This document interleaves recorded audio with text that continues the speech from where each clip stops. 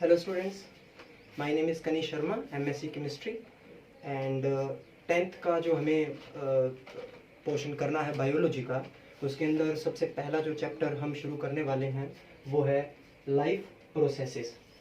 6th chapter आपकी NCERT की book का।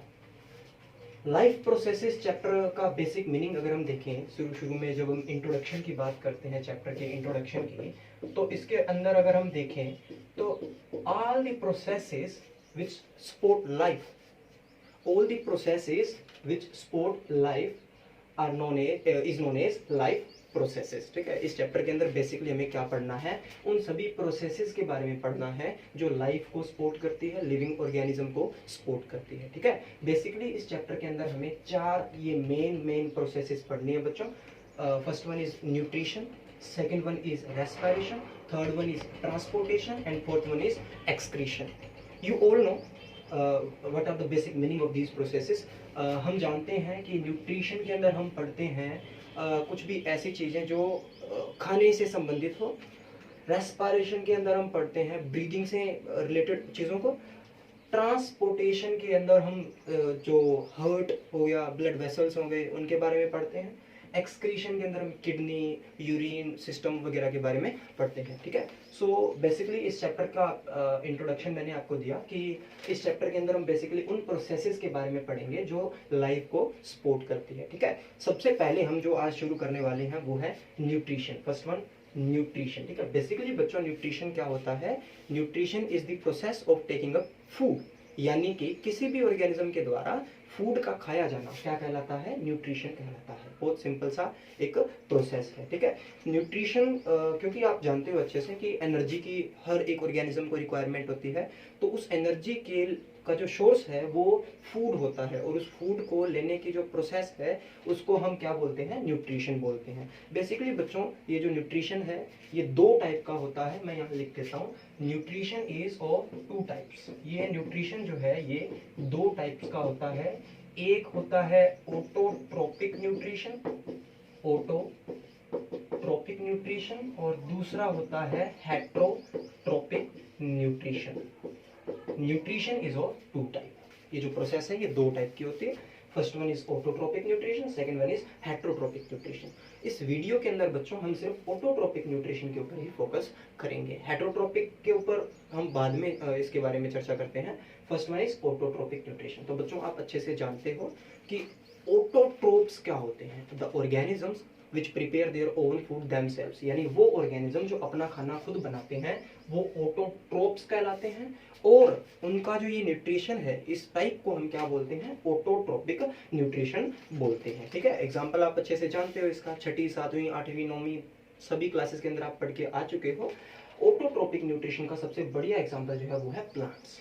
ठीक है, प्लांट्स जो है वो अपना फूड खुद बनाते हैं, खुद सिंथेसाइज करते हैं, और उस प्रोसेस को भी आप अच्छे से जानते हो, फोटोसिंथेसिस प्रोसेस है। ठीक है, प्लांट्स अपना खाना जो है वो खुद बनाते हैं थ्रू प्रोसेस ऑफ फोटोसिंथेसिस। तो सबसे पहले हम ऑटोट्रोपिक न्यूट्रिशन को ही देख लेते हैं डिटेल के अंदर।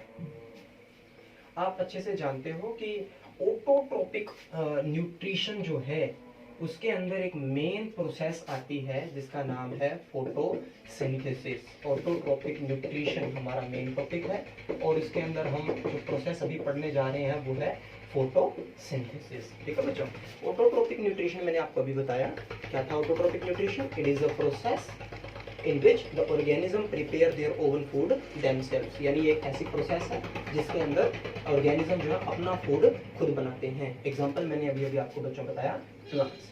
ठीक है, प्लांट्स। अब प्लांट्स अपना फूड खुद बनाते हैं, प्रोसेस का नाम क्या है? फोटोसिंथेसिस। चलिए उसके बारे में बात करते हैं। फोटोसिंथेसिस। बच्चों अगर आप सोच रहे हो कि मेरे पास ये पेज क्या है, तो ये मेरे बनाए हुए नोट्स हैं इस चैप्टर के जो मैं आपको करवा रहा हूँ, लाइफ प्रोसेसेस। जैसे ये वीडियो अपलोड होगी उसके तुरंत बाद आपको कुछ पेजेस की PDF आपको मिल जाएगी। पहले बच्चे आप इस वीडियो को देखें जो मैंने अभी जब भी आपको अपलोड कर दी जाएगी इस वीडियो को देखेंगे, उसके बाद आप इन पेजेस की जो PDF होगी उसको पढ़ेंगे अच्छे से। ठीक है, जहाँ पे भी आपको वीडियो में प्रॉब्लम आए या इसके पढ़ने में प्रॉब्लम आए, आप वीडियो से या इन नोट से पढ़ सकते हैं। और बच्चों ये आपके जो नोट्स हैं ये स्ट्रिक्टली एनसीईआरटी की बुक से ही बनाए गए हैं। तो आपने इसको अच्छे से पढ़ना है और आज से ही इन क्लासेस की जो स्टडी है वो आपने शुरू करनी है, ठीक है। तो बच्चों सबसे पहले फोटोसिंथेसिस की हम बात कर रहे थे। फोटोसिंथेसिस आपको अच्छे से पता है एक ऐसी प्रोसेस है जिससे प्लांट अपना खाना खुद बनाते हैं, और इस प्रोसेस के अंदर क्या उनको प्लांट्स को चाहिए, क्या वो रिलीज करते हैं, वो आप अच्छे से जानते हो बच्चों। तो basically photosynthesis is a process in which plants prepare their own food by using CO2, that is carbon dioxide, plus H2O, that is water, and plants convert these substances into carbohydrate and oxygen. So basically this is the process of photosynthesis, ठीक है। Plants क्या करते हैं, CO2 atmosphere से लेते हैं, H2O atmosphere से लेते हैं, और इन दोनों प्रोडक्ट्स जो दोनों रिएक्टेंट्स हैं उनको कन्वर्ट कर देते हैं कार्बोहाइड्रेट के अंदर, ठीक है। सो बेसिकली ये फोटोसिंथेसिस की प्रोसेस है। अब बच्चों अगर हम देखें इसमें मेन रोल किसका होता है, तो अगर हम बात करें फोटोसिंथेसिस की, तो फोटोसिंथेसिस के अंदर दो चीजें मेन होती हैं। एक मेन रोल होता है सनलाइट का, और दूसरा जो है मेन रोल होता है क्लोरोफिल का। अब कुछ बच्चों को क्लोरोफिल का पता नहीं होगा, कोई बात नहीं, क्लोरोफिल के बारे में भी हम देख लेते हैं। ये जो इक्वेशन थी इसको मैं अच्छे से लिखता हूँ, जो एग्जैक्ट इक्वेशन आपको याद करनी है। फोटोसिंथेसिस की इक्वेशन देख लीजिए बच्चों, फोटोसिंथेसिस की equation 6 molecules of CO2 plus 12 molecule of H2O in presence of sunlight and with the help of chlorophyll, plant convert these substances into carbohydrate। और बच्चों कार्बोहाइड्रेट का फॉर्मूला आप अच्छे से जानते हो, C6H12O6 plus 6 molecule of O2 plus 6 molecule of H2O। तो basically एक ऐसी प्रोसेस है फोटोसिंथेसिस। 6 मोलिक्यूल्स CO2 के चाहिए, 12 मोलिक्यूल्स H2O के चाहिए, in presence of sunlight with the help of chlorophyll. Plant in दोनों को कन्वर्ट कर देता है कार्बोहाइड्रेट या ग्लूकोज के अंदर, जिसका फॉर्मूला C6H12O6। 6 मोलिक्यूल ऑक्सीजन के भी रिलीज होते हैं और 6 मोलिक्यूल वाटर के भी रिलीज होते हैं। तो ये बेसिक प्रोसेस थी आपकी फोटोसिंथेसिस की। इसके बाद बच्चों कई बार एक क्वेश्चन पेपर में हर बार पूछा जाता है कि what are the steps of photosynthesis. Steps के बारे में भी आपने देखना होगा कि ये फोटोसिंथेसिस की स्टेप्स क्या क्या होती हैं। तो पहले ये इक्वेशन हो गई बच्चों, और उसके बाद हम फोटोसिंथेसिस के स्टेप्स के बारे में भी देखते हैं। तो बेसिकली फोटोसिंथेसिस के 3 स्टेप्स होते हैं बच्चों, फोटोसिंथेसिस के 3 स्टेप होते हैं। ये कई बार मैंने देखा है कि 3 नंबर के अंदर ये क्वेश्चन पूछा जाता है, क्योंकि हम अभी तो स्टडी शुरू की है हमने, जैसे जैसे सेशन चलेगा हमारा और हम डिस्कस करते रहेंगे, लेकिन वैसे ही मैंने एक बार ये देखा था कि क्वेश्चन आया हुआ था, तो इसको आपने छोड़ना नहीं है इस टॉपिक को। फोटोसिंथेसिस जो है वो बेसिकली 3 स्टेप प्रोसेस होती है। अब ये 3 स्टेप क्या क्या होते हैं बच्चों, फोटोसिंथेसिस में बच्चों जो पहला स्टेप होता है वो होता है absorption of light energy, absorption of light energy. अब बच्चों सनलाइट की जो लाइट एनर्जी है वो एब्जॉर्ब की जाती है सबसे पहले प्लांट के द्वारा, और आप अच्छे से जानते हो कि एब्जॉर्ब कौन करता है, लीव्स, ठीक है। दूसरा स्टेप जो होता है बच्चों वो होता है conversion of light energy into chemical energy, light energy into chemical energy. ये दूसरा स्टेप है बच्चों। लाइट एनर्जी जो एब्जॉर्ब करी गई है प्लांट के द्वारा वो कन्वर्ट कर ली जाती है केमिकल एनर्जी के अंदर। और जो तीसरा स्टेप है सबसे इंपॉर्टेंट है बच्चों, वो है reduction of CO2 into carbohydrate, ये तीसरा स्टेप है बच्चों। कि पहले स्टेप में एब्जॉर्प्शन हो गया लाइट एनर्जी का, दूसरे स्टेप के अंदर कन्वर्जन हो गया लाइट एनर्जी का into chemical energy, and what is third step, third step में क्या होता है, रिडक्शन होता है किसका, CO2 का इनटू कार्बोहाइड्रेट। बच्चों आप केमिस्ट्री के अंदर पढ़ोगे रिडक्शन क्या होता है। रिडक्शन एक बेसिक प्रोसेस है जिसमें हाइड्रोजन का एडिशन होता है, ठीक है। आप उसको केमिस्ट्री के लेक्चर्स में देख सकते हो रिडक्शन क्या होता है। तो बेसिकली CO2 का रिडक्शन होता है इनटू कार्बोहाइड्रेट। तो ये 3 स्टेप प्रोसेस थी फोटोसिंथेसिस। बहुत ही सिंपल सी स्टेप है बच्चों ये फोटोसिंथेसिस। और आप इसका अगर बेसिक मीनिंग दोबारा जानना चाहते हो तो क्या होता है, फोटोसिंथेसिस में प्लांट CO2 और H2O को लेता है सनलाइट की हेल्प से और क्लोरोफिल की हेल्प से CO2 और H2O को प्लांट कन्वर्ट कर देता है कार्बोहाइड्रेट के अंदर। ये बेसिक सी प्रोसेस है फोटोसिंथेसिस की, ठीक है बच्चों। उसके बाद हम देखते हैं जो कि अगला आपका टॉपिक है बुक के अंदर, वो है क्रॉस सेक्शन ऑफ लीफ। ये भी बहुत इंपॉर्टेंट चीज है आपके पेपर के पॉइंट ऑफ व्यू से कह लो, चाहे आप चैप्टर के पॉइंट ऑफ व्यू से कह लो, cross section of leaf is a very important. Cross section में बच्चों क्या होता है कि एक लीफ को काटा जाता है, एक पत्ते को काटा जाता है एक ट्रांसवर्स सेक्शन के अंदर, ठीक है, क्रॉस सेक्शन बोला जाता है उसको, उसमें काटा जाता है उसको और उसके इंटरनल स्ट्रक्चर को माइक्रोस्कोप के अंदर देखा जाता है। तो वो कैसे दिखती है बच्चों, उसको ध्यान से देखिए आप। मैं यहाँ पे ड्रॉ करता हूँ उसको और आप एक एक चीज को साथ के साथ समझते जाना, ठीक है बच्चों। पहले देखिए,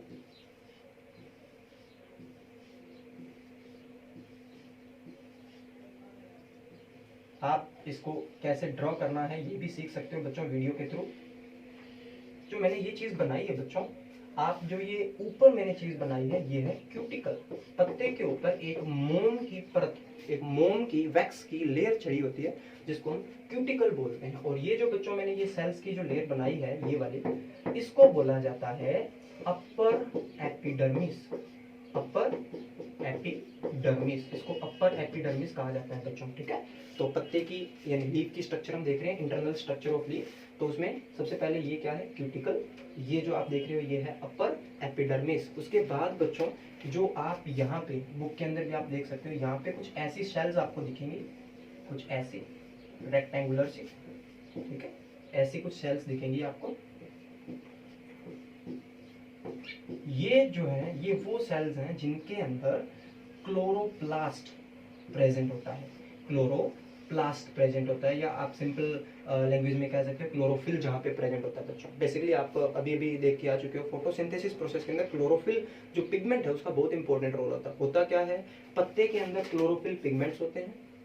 सनलाइट को एब्जॉर्ब करने में इन क्लोरोफिल का अहम रोल होता है, मेन रोल इन्हीं का ही होता है बच्चों, ठीक है। तो आप जो ये सेल्स देख रहे हो यहाँ पे, ये सेल्स एक लीफ की सेल्स हैं और इन सभी सेल्स के अंदर ये जो आप मैं डॉट लाइक स्ट्रक्चर बता रहा हूँ आपको, ये जो है आप देख रहे हो ये क्लोरोप्लास्ट होता है। और क्लोरोप्लास्ट के अंदर वो पिगमेंट प्रेजेंट होता है जिसको हम क्लोरोफिल कहते हैं। तो ये एक सिंपल सी इंटरनल स्ट्रक्चर हो जाएगी बच्चों, ठीक है। और इसके बारे में आप जब इसको आप ड्रॉ करोगे तब आपको इसके इंटरनल स्ट्रक्चर के बारे में और ज्यादा समझ में आएगा। यहाँ पे ये दो टाइप की सेल्स होती हैं, कुछ रेक्टेंगुलर दिखती हैं, कुछ ओवल शेप्ड सेल्स भी होती हैं, इंटरनल सेल्स, ठीक है।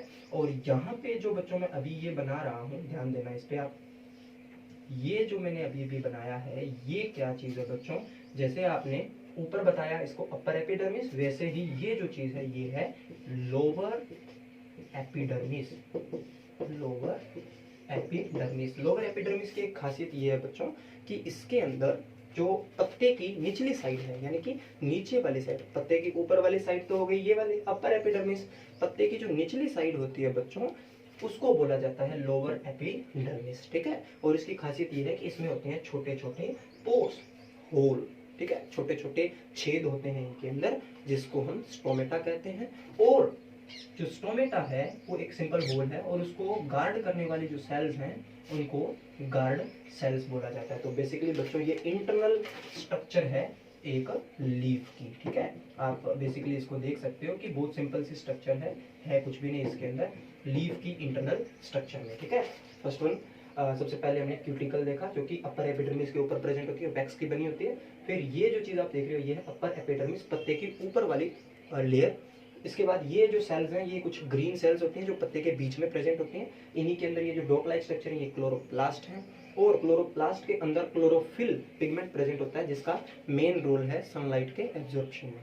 और ये जो चीज आप देख रहे हो बच्चों ये है लोअर एपिडर्मिस जिसके अंदर ये मैंने दिखाया आपको स्टोमेटा, और ये जो आप चीज देख रहे हो ये है गार्ड सेल्स, ठीक है। तो ये था, और ये जो आप देख रहे हो बच्चों स्पेस, इसको बोला जाता है एयर स्पेस, इसको एयर स्पेस बोला जाता है बच्चों, ठीक है। यहाँ से जो गैसेस होते हैं उनका एक्सचेंज होता है।